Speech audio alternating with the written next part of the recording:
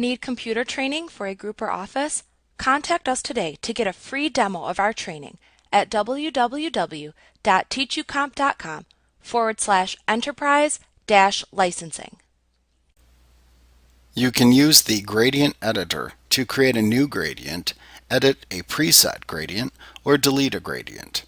You can also modify the existing gradients, blending more colors that you like into the existing gradients. You can click the gradient sample that appears within the Tool Options bar after selecting the gradient tool within the toolbox to launch the gradient editor, or simply click the Edit button in the Tool Options bar. To create a new gradient based on one of the preset gradients, click on the preset gradient that you want to use as your sample. You will see the gradient used in the preset display at the bottom of the Gradient Editor dialog box. You can create your gradient in this area.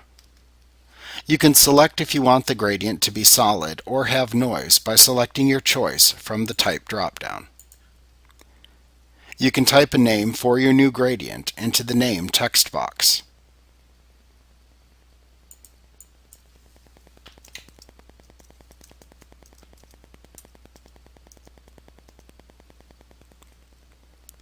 Let's look at the options that we have if we select Solid.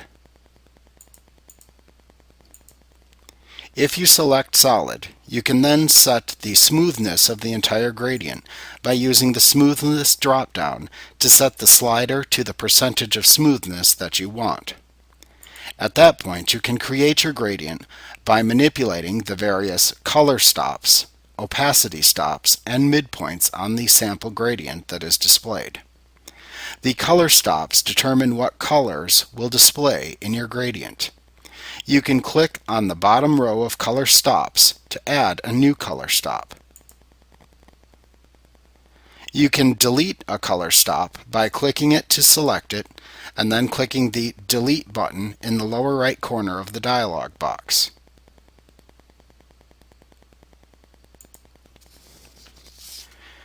To edit the color within a color stop, click on the color stop to select it,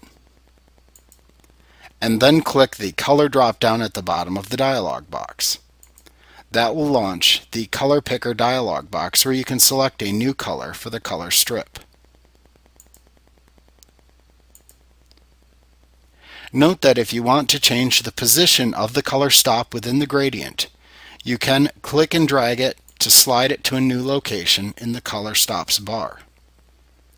Also note that when you click on a color stop, you will see a small gray diamond appear. This is the color midpoint, and it determines where the color changes between the various color stops in the Color Stops bar. You can also click and drag these color midpoint diamonds to new locations on the Color Stops bar to change where the colors shift between two color stops.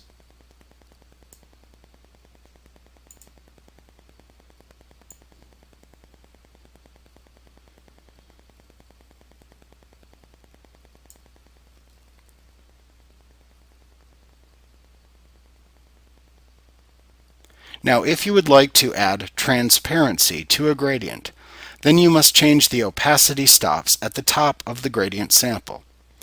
You can add and remove opacity stops in the same way that you add color stops. Just click into the opacity bar side of the gradient sample to add a new opacity stop. You can delete them by clicking on them to select them, and then clicking the Delete button in the lower right corner of the dialog box.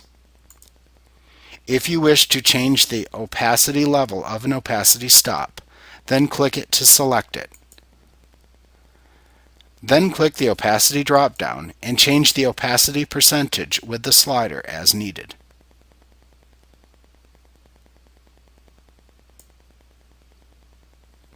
This can add various transparent and opaque gradient areas to the gradient if desired. When the gradient looks the way that you would like, just click the Add to Preset button to save the gradient as a new preset gradient for future use. If you don't want to save it, you can just click OK to go use the selected gradient with the Gradient tool. Now, if you selected the Noise Gradient type from the Type drop-down, What you will create is a gradient that contains randomly distributed colors within the color range that you specify. You first set the roughness of the gradient by using the drop-down slider provided. The higher the number, the more color striations appear in the gradient. In the Color Model drop-down, you select which color model you want to use for the gradient, RGB or HSB. Then you use the 3 color sliders below to change the possible color range used by the gradient. To the right of that, you can also check the Restrict Colors checkbox to prevent the colors from oversaturating, and also check the Add Transparency checkbox to add transparency to the gradient if desired. Once you have the settings the way that you would like, you can click the Randomize button to reproduce a new gradient sample with the settings that you specify. When the gradient sample looks the way that you like, you can once again click either the Add to Preset button to save it as a new preset, or you can simply click the OK button to apply the gradient with the Gradient tool.